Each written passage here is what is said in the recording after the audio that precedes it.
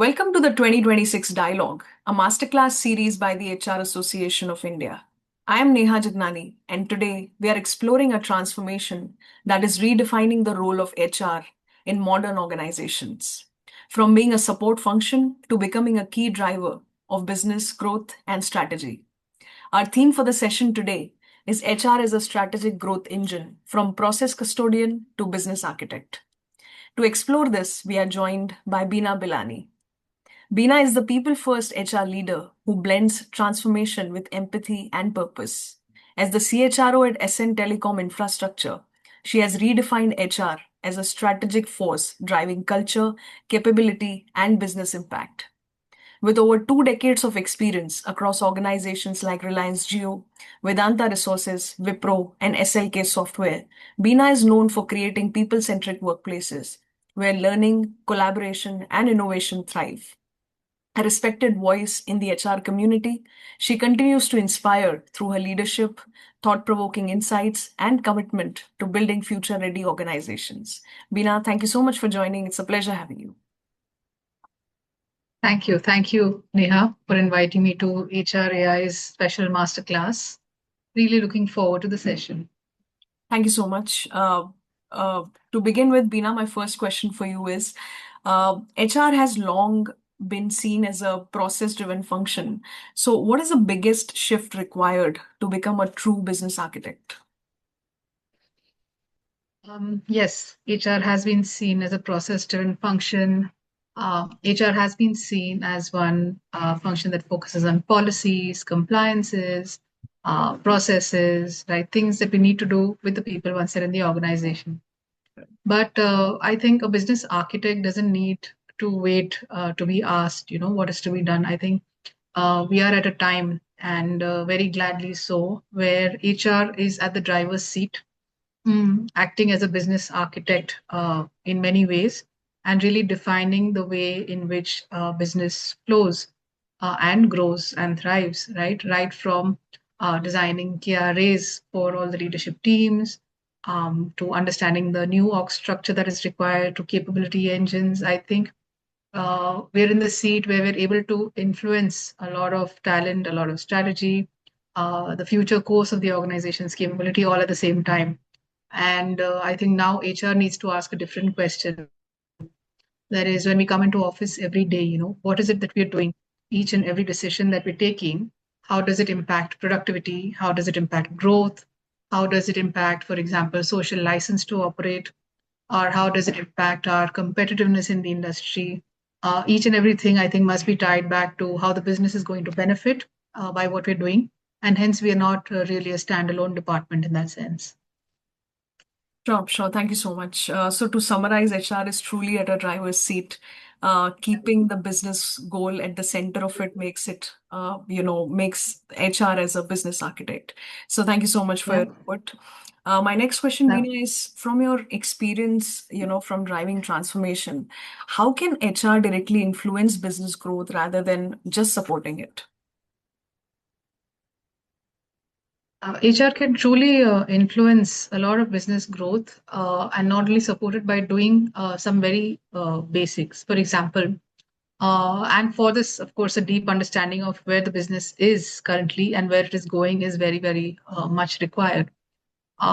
So, in that sense, if the HR professional comes to know that the business is scaling 2x this year, right? Right. Then what is it that we are going to do proactively? You have to start thinking and thinking ahead also at the same time, really, because some members of the community may have gotten into a comfortable seat by saying, if I do process XYZ, my HR is complete and done. But if you're not constantly thinking every day about how the business is moving, then you're not really there. So if I say the company wants to scale up, by 2x next year, then I have to look at the talent strategy, which means that do I have the right people? Do I have the correct organization structure to support this 2x growth? Which means that these are people who know the business, who know competition, who understand the industry, and who know the product very, very well, right?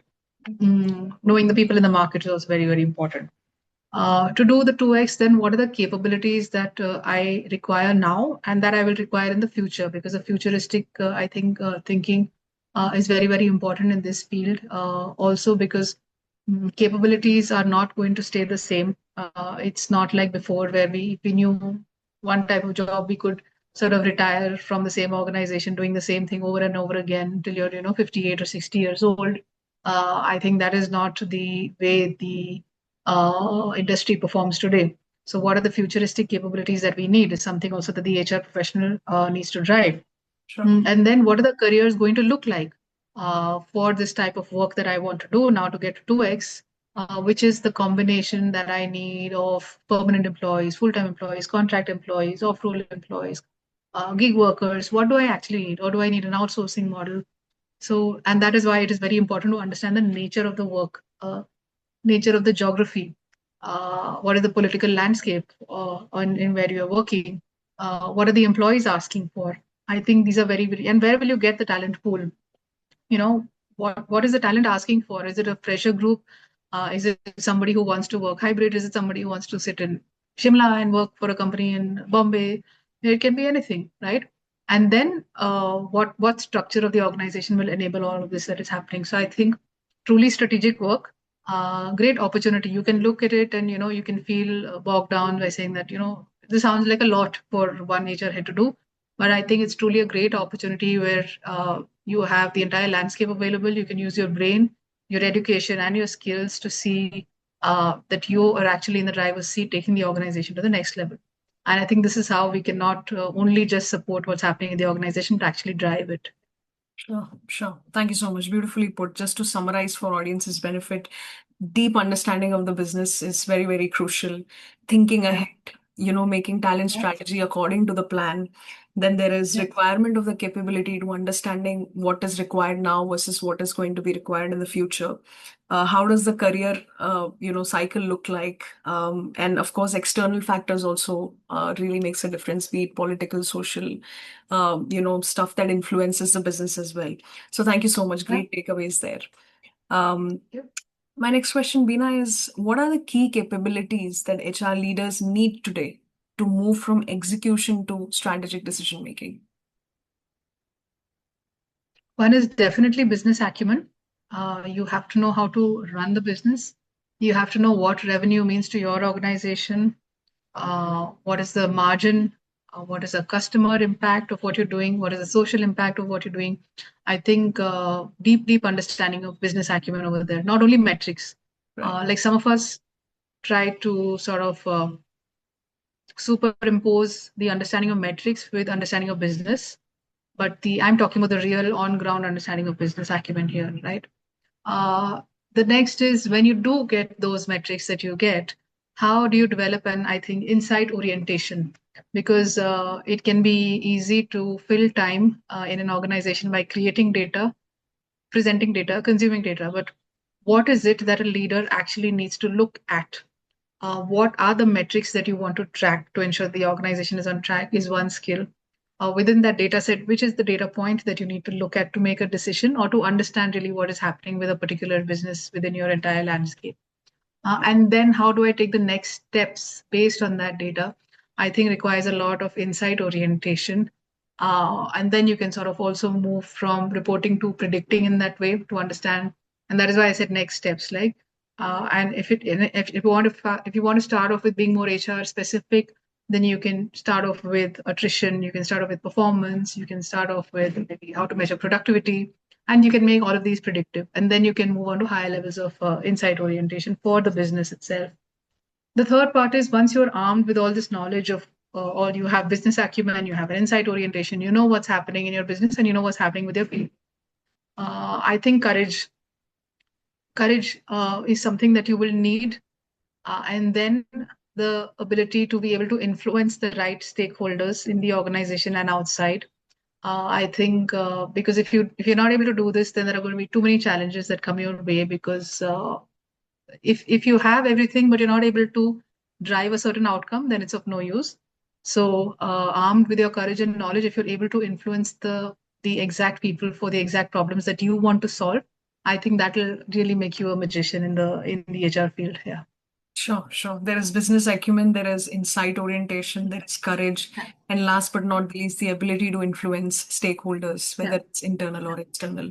Very important to Yeah. align the organizations with the vision and the long-term goals for HR. Absolutely. Yes. My next question, Bina, is how can HR balance building strong culture and driving performance while keeping pace with business demand? Mhm. So I think that all of these go hand in hand. I'm not able to look at these three concepts in different buckets Okay. because you have to have a culture, right? You have to have performance. You have to keep pace with business demands. All of these have to be done simultaneously. But what I have seen in certain examples before in different situations is that it is possible that culturally people are comfortable and settled in their roles and maybe not wanting to leave as well. But you're not able to drive uh, either an X performance if you're looking at something that has not been done before, right? Or maybe that same performance with an added zeal and enthusiasm. That is also possible, right? And hence your business demands may not likely be met. Sometimes the reason for that becomes not sort of the unwillingness of people to do it, but it happens due to lack of accountability. So while you're measuring performance, while you're looking at business demands, and while you're looking at culture, I think the concept of driving clear expectations and fixing accountability for the right things on the right people is very, very important because otherwise there will be lack of clarity, there will be overlaps, there will be sort of psychological unsafety, the concept of not being seen, felt, or feeling unsafe while I'm doing my work because I don't know if I'm doing the right thing or not. I don't know if I'm supposed to do this or not. I don't know if I have the authority to do this or not, right? So I think fixing very, very clear accountability is very, very important to drive to knit all of these together. And I think if you're able to nail that down, fixing the exact accountability and the awareness, everybody should know what he or she is accountable for. I think it solves a lot of problems. And then it becomes very easy to knit the three concepts together. Yeah. Sure, sure. So basically, they all go hand in hand, as you rightly said, culture, performance, and demand. And even the thing that ties all of these things are Yeah. accountability, mentioning clear Yeah. expectations and awareness. And if one of Yes. these factors are not in place, any of the Yeah. three things will get affected, be it your culture, your performance, or the demands. So thank you so Yeah. much. Yeah. This brings Yeah. us to the last question, Bina, which is if you had to give one clear advice, what should HR teams start doing today to position themselves as a true growth engine for the business? I think for some time during the work day, the HR head or professional should get up from their seat and sit on the business side of the table, right? And think, because our job also involves a lot of thinking. So I think it is my duty to think every day before proposing any initiative. And this is something I also sort of advise my teams because sometimes we are enthusiastic to put the initiative, but without knowing why we're doing it. So before proposing any initiative, it is very helpful to ask, how does this impact my business's revenue or cost or speed or license to operate or social accountability in any way at all? What am I doing? Does it impact any of these criteria?